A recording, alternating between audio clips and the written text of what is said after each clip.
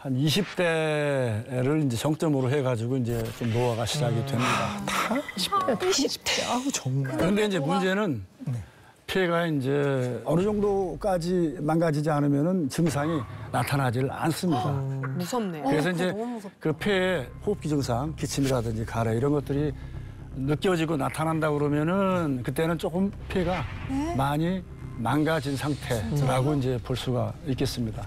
사실 기침은 어떻게 보면은 폐 기관이 들려주는 경고용 몸소리입니다. 몸소리. 예, 네네. 경고용 시그널 이렇게 대수롭지 않게 생각을 하다 보면은 이게 이제 문제가 점점 커져가지고 뭐 더 깊은 곳까지 염증이 이제 진행되어서 잘못하면 사망할 수도 있죠. 그러니까 아주 초기 증상이 나타나더라도 적극적으로 치료를 해서 더 깊이 들어가는 것을 이제 막아야 되겠습니다. 그러기 위해서는 이제 충분한 휴식도 필요하고요, 수면, 또 규칙적인 운동 같은 것, 또 적극적인 위생 관리가 이제 필수고요. 되도록 금연과 뭐 금주도 이제 지키시는 게 좋습니다.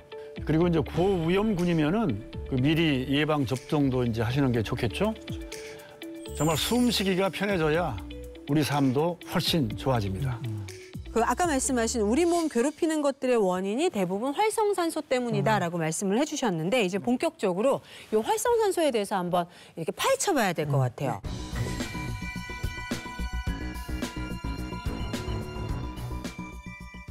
사실 우리가 산소를 사용하면서 살잖아요. 그게 진화해왔잖아요. 그래서 결국엔 평생 산화를 하면서 사는 겁니다. 맞아요. 그래서 생존에 필요한 에너지를 계속 산소를 재료로 해서 이 에너지가 만들어지는 거고, 문제는 그 과정에서 활성산소라고 하는 물질은 필연적으로 나타날 수밖에 없다. 이게 어느 정도 낮은 농도를 유지해야 우리 몸이 그걸 제거를 하는데 그 수준을 넘어가면 이제 스트레스가 되고 이제 산화의 근원이 되는 거잖아요.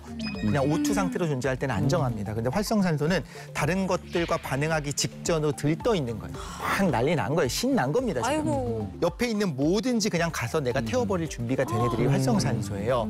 그래서 이렇게 다른 물질을 산화시키는 힘이 있기 때문에 과잉한 상태에서는 세포에 손상을 주고, 옆에 있는 뭐 DNA도 갑자기 산화시킬 수가 있고 세포막도 산화시킬 수 있는 겁니다. 그러면서 각종 질병을 유발하는 방아쇠, 트리거 역할을 한다. 그런데 당연하게도 극단적으로 줄어들게 되면 그것 자체도 문제가 되는 거죠. 적절한 균형을 유지해야 된다는 거죠.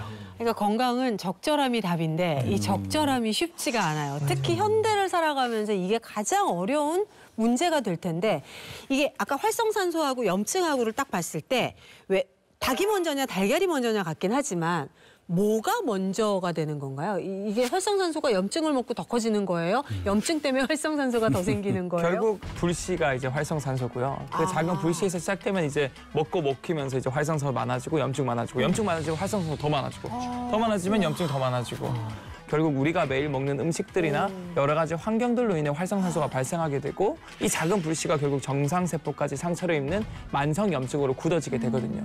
이 만성염증이 결국 전신에 퍼지게 되면 알 수 없는 통증, 지속적인 피로와 불면증, 떨어진 면역력으로 인한 감기 등 이 모호한 증상들이 계속 산발적으로 발생하게 되는 거죠. 너무 싫다. 알 수 없는, 지속적인 이런 단어들 너무 싫네요, 진짜. 저는 그 활성산소가 노화에 영향을 미친다는 걸 알고 있었는데 이 호흡기 질환까지 영향을 미친다는 게 좀 놀라웠거든요. 활성산소가 유발한 주요 호흡기 질환들이 어떤 것들이 있을까요? 이 활성산소는 이제 기도의 염증을 악화시키고 또 기관지 근육을 경련시키는 작용을 하는데요. 특히 알레르기성 청식 환자들에게는 더 위험합니다. 주로 이제 흡연자가 겪는 질환인 만성 폐쇄성 폐질환, COPD라고 하거든요. 이런 폐질환 같은 경우는 폐포가 파괴되고 또 기도가 좁아지는 병인데요. 숨을 못 쉬겠네. 네, 숨을 쉬고 싶어도 못 쉬어요. 그래서 활성산소는 이 질환의 진행을 더욱더 가속화시킵니다. 폐렴, 감염성 질환, 그리고 폐암도 이 활성산소의 영향을 받습니다. 활성산소라는 게 만성염증에서 사망까지 이르게 한다. 그럼에도 불구하고 이 지구상에, 특히 이 땅에 여기에 도움을 줄 수 있는 식물이 있다. 그게 바로 곰보배추다라고 말씀을 하셨거든요. 우리가 지금부터 신명나게 이 곰보배추에 대해서 한번 알아봐야 될 것 같아요.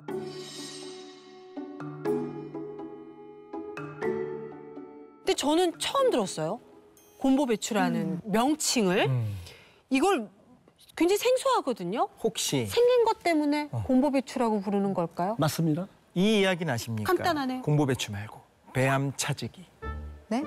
배암 차지기라고 들어보셨습니까? 차지키 소스는 많이 들어봤습니다만 우리나라에서 그렇게 배암 차지기라고 부르기도 했다라고 해요. 그런데 그 뭐 너무 어렵죠, 말이. 네. 그래서 오히려 민간에선 지금은 곰보배추라고 많이 부르게 되는데 네. 당연히 말씀하신 것처럼 모양 때문입니다. 넓적한 잎이 봉통처럼 땅에 퍼져서 나고 그 표면에 이런 골곡들이 있어요.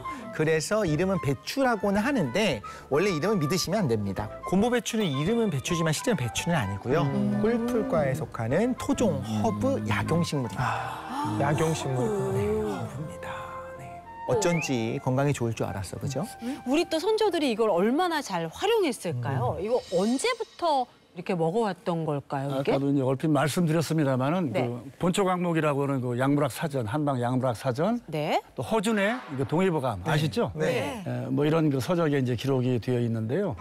허준이 쓴 그 동의보감에는 이제 그 설견초라고 하는 이름이 분명히 있고 또 고무배추를 약용식물 이제 공식 등재해 있습니다. 또 정약용 아시죠? 다산 정약용. 의 경우는 그의 쓴 그 책 중에 그 민간요법에 이제 고무배추를 많이 활용한 그런 것들이 많이 나오고 있습니다. 그래서 뭐 종기, 또 열성 기침, 뭐 이것은 염증, 가래가 있는 기침을 염증이네. 말하겠죠. 예, 이런 데 이제 사용했다고 이제 합니다. 또 그 이제 궁중에서도 조선시대 때는 그 민간요법으로 각종 이제 뭐 감기라든지 이런 기침, 뭐 천연두 예방용 이제 그 약초로 사용했다고 하는 기록들이 이제 많이 있습니다. 뭐 왕들도 이걸 이제 즐겨 먹었다고 그러죠. 왕들뿐만 아니라 일반 그 양반 선비를 불문하고 많이 이렇게 활용이 민간에 널리 활용이 됐던 것 같습니다.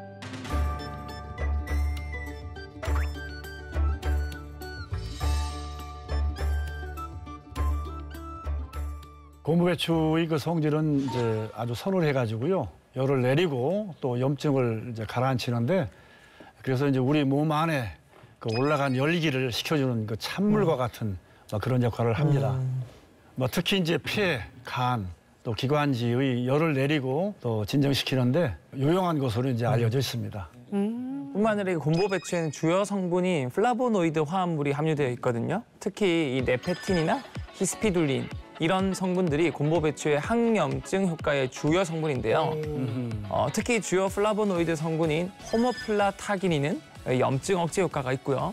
또 곰보배추의 지상부 추출물은 또 동물 시험에서 이 기관지의 염증을 좀 억제해주는 효과를 보였다고 해요.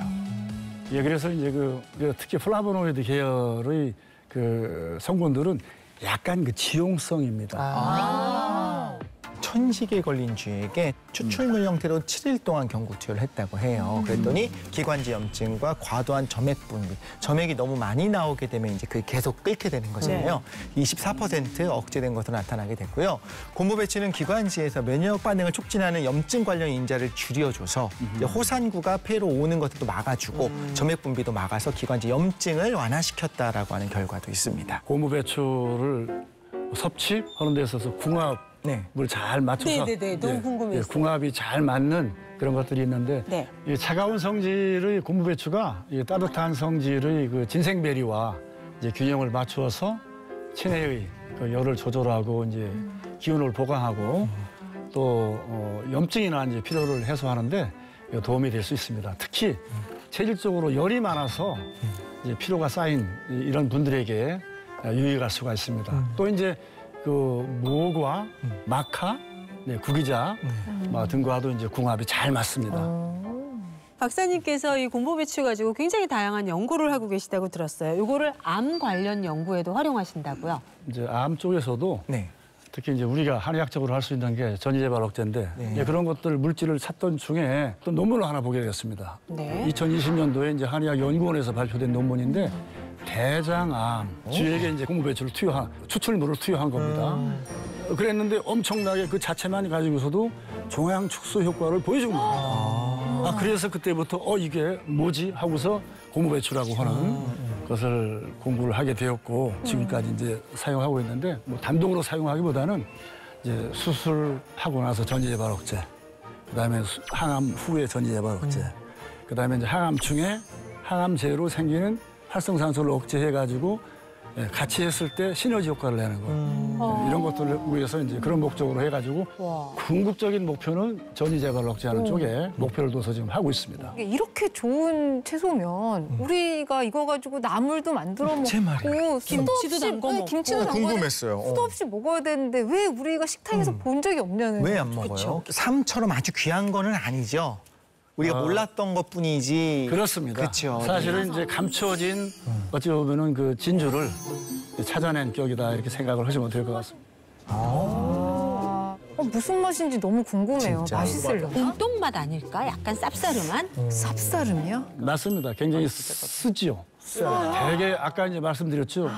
성질이 좀 차면은요 네. 대부분 씁니다. 그리고 성질이 온화하고 이렇게 하모나이즈 할 수 있으면은 좀 답니다. 근데 또 뭐 이렇게 쌉싸름한 맛 좋아하시면 새콤달콤하게 해서 또 드시는 것도 나쁘지 않을 것 같네요. 야, 이게 재밌네요, 진짜.